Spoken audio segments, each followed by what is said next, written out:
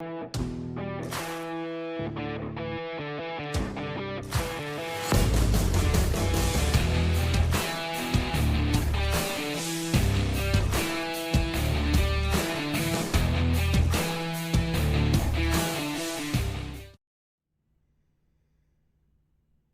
everyone, welcome back to Collecting Nolan. This is Russ, and it's another Sensational Set Sunday. And today we're going to talk about the 1991 Star Silver set. So let's go ahead and get started.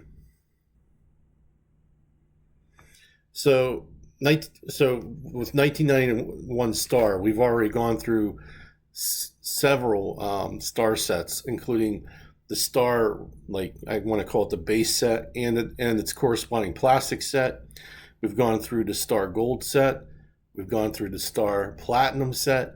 We've done the Star Diamond set, and the All Star set, and the Home Run set. And there's a few more sets in 1991. There's also a few more sets in 1992 that we haven't covered yet. So, again, we'll go along those roads when we get to them. I also have to. I don't have all those cards yet either, so we'll probably get to them as I get those cards. Some of these star sets are pretty expensive actually, and they don't come intact. Like most of these I have bought intact. They come in like a little plastic case, and it says you're getting a set out of a number of 2,000 or whatever. But a lot of these are not in those little plastic containers anymore, so you have to buy them separately, and they can become a little bit pricey. So that's where I'm at right now with star sets. But this is the last one. Well, it's probably not the. It's not the last one for a while. I think. I think I still have a few more that I can show until we take a break from the stars. But today's the silver set. So there's silver, gold, platinum, diamond. So basically, you know the drill. Each player basically had 9 cards for the set. And if you were a kid of the 90s, Star did like a phenomenal job basically getting everybody that you could possibly want. I mean, this set had, looks like 16 players. So it had Vince Coleman, Wade Boggs, Don Mattingly, and Kevin Moss. So for Keith, Lonely Basement, you could get Don Mattingly and Kevin Moss back to back, so that's pretty cool. So if you're a fan of that, of Donnie Baseball and Kevin Moss, this would be a perfect set for you to pick up.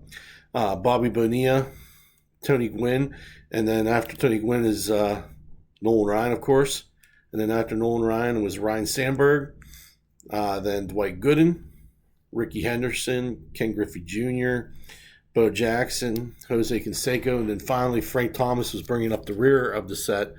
And to be honest, I really do think these were just distributed as player sets. So I don't think there was any buying of the entire 126 card set. I think they came in those little plastic cartons for each, not cards, but little plastic cases where you got your 9 cards, and they were probably distributed regionally. So like for Jose Canseco, it was probably distributed in California, where he would have the most fans. That being said, I never saw these in Pennsylvania because who cares about Nolan Ryan in Pennsylvania, right? This guy does. So why don't we go ahead and get started?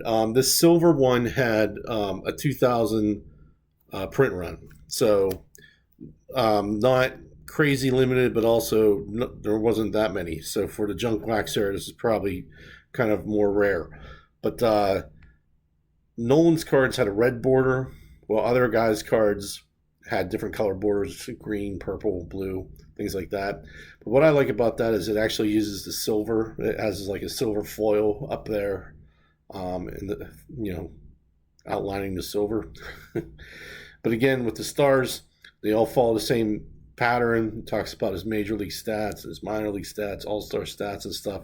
It uses the same back as his other cards, but it does use different pictures, and I really love this one because it has Nolan throwing the football, which if any of if you guys are familiar with Nolan Ryan at all, he did use like cross-training methods to keep himself in the best shape, and that included him throwing football either pre-game or just like during the off season or whatever.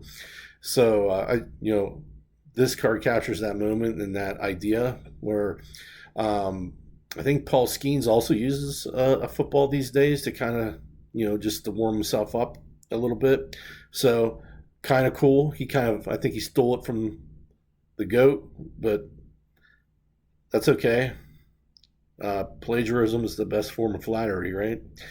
So in that case, Paul Skeens copying Nolan Ryan. It's the greatest form of flattery. So awesome card on the front. On the back, it talks about his major league statistics. And this his card is number 55, starting off his run of 9 cards. And this does cover 1966 up until 1990, so that's a cool card. And then this one's also a cool card, his minor league stats one, because captures him in that high leg kick, the classic pose.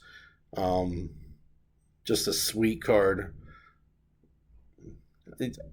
I'm sorry, but that pose just never gets old for me.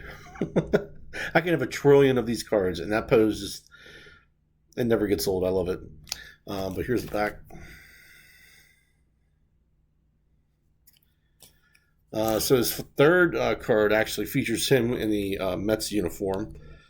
This talks about his postseason stats. It's kind of fitting because he only had a postseason with the Mets. Of course, the amazing Mets, 1969. But that's got a great photo of him in his fall through when he was with the Mets. So any early pictures of Nolan I'm a real fan of because they're a little bit harder to get, harder to see. But there's the back. Card number 57. Magical. All right, and then the next one's got him with the Angels. And, it's one of the classic, I'm throwing this by you no matter what you think. You're not even going to see it type pose. So that's an awesome card. He's fully stretched coming off that mound, glove tucked underneath the armpit, and he's like hyper flexed back, ready to deliver some heat there. So that is a cool, awesome card. Love it. And on the back, and this was his All-Star Game stats. So he was nominated to quite a few All-Star games, but he didn't pitch in some of them.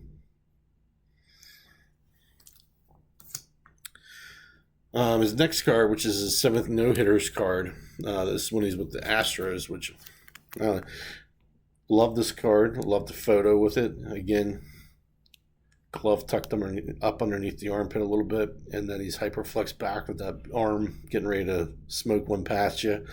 I just don't know why they put a 7 no-hitter card with the Astros instead of the Rangers, but that's okay. This card's still sweet, and I'll take it.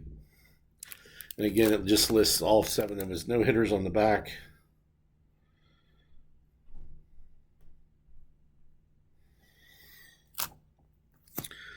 Next card talks about his 300 wins, and he's with the Rangers, so that makes a lot of sense. This one looks like he's at maybe spring training because they use that dark blue Rangers top.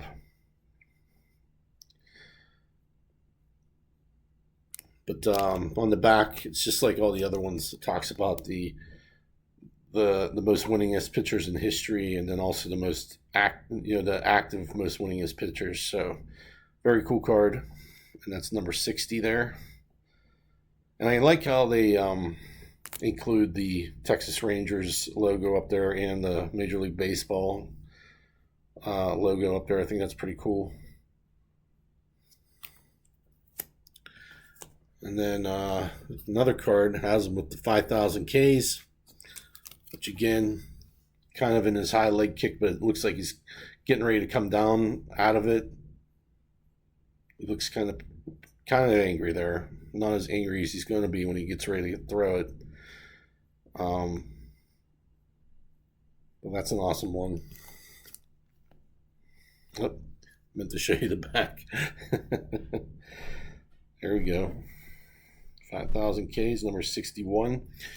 I like this back too because it kind of like draws the picture for you. Nolan Ryan's 5,000th strikeout came on August 22nd before a crowd of 42,869 at Arlington Stadium. It's quite a few people. I guess Nolan really brought them in whenever he was pitching.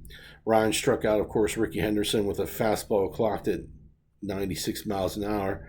So Nolan must have had an off night there because he was only throwing 96. He still blew it past Ricky, which we all know Ricky's probably one of the greatest leadoff hitters in history.